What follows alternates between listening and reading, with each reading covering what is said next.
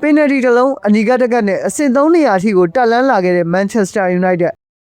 တို့ကတော့ Premier League ပွဲစဉ်28အပြီးမှာအမှတ်ပေးစရာအဆင့်3နေရာထိပြန်လည်တက်လန်းလာနိုင်ခဲ့ပါတယ်။တနင်္ဂနွေနေ့ည8နာရီခွဲအချိန်မှာတော့ Manchester United အသင်းဟာ Crystal Palace အသင်းကိုအိမ်ဝင် Old Trafford မှာအခမ်းကစားခဲ့ပြီး2ဂိုးဆိုတဲ့ရလဒ်နဲ့အနိုင်ရရှိခဲ့ပါတယ်။ပွဲစားပိုင်း United တို့ကစားပုံအထနှင်းနေတာကြောင့်ပွဲကစားချိန်3မိနစ်ကျော်မှာဦးဆောင်ကိုပေးခဲ့ရပြီး Crystal Palace အသင်းရဲ့နောက်ခံကစားသမား La Cross ကတောင်းငံဘောကနေတဆင့်ခေါင်းတိုက်သွင်းယူသွားခဲ့တာဖြစ်ပါတယ်။ဒုတိယပိုင်းပွဲကစားချိန်မှာတော့ United တိုက်စစ်မှုမာတီရဲ့ခုညာကို Crystal Palace အသင်းရဲ့နောက်ခံကစားသမား La Cross ကပဲ area ထဲမှာဆွဲလဲခဲ့တာမို့လို့အနီးကပ်ပြခံခဲ့ရပြီး United အသင်းဘက်ကပင်နယ်တီရရှိခဲ့ပါတယ်။ရရှိခဲ့တဲ့ပင်နယ်တီကို Bruno Fernandes ကအမှားယွင်းမရှိသွင်းယူခဲ့ပြီးတော့ပွဲသားချိန်65မိနစ်မှာ Benjamin Sesko သွင်းယူခဲ့တဲ့အနိုင်ဂိုးကိုလည်းဖန်တီးပေးနိုင်ခဲ့ပါတယ်။ United ဘက်ကတိုက်စစ်ဆင်မှုတွေအများပြားရှိခဲ့တယ်ဆိုပေမဲ့အဆုံးသတ်မသေးကြမှု Crystal Palace အသင်းရဲ့ခံစစ်နဲ့ဂိုးသမားလက်စွမ်းပြကာကွယ်မှုတွေကြောင့်ပဲ2ဂိုးဆိုတဲ့ရလဒ်နဲ့ပွဲပြီးဆုံးခဲ့ရပါတယ်။ဒီနိုင်ပွဲကြောင့်မို့လို့ United ဟာ Aston Villa အသင်းနဲ့ရမှတ်တူ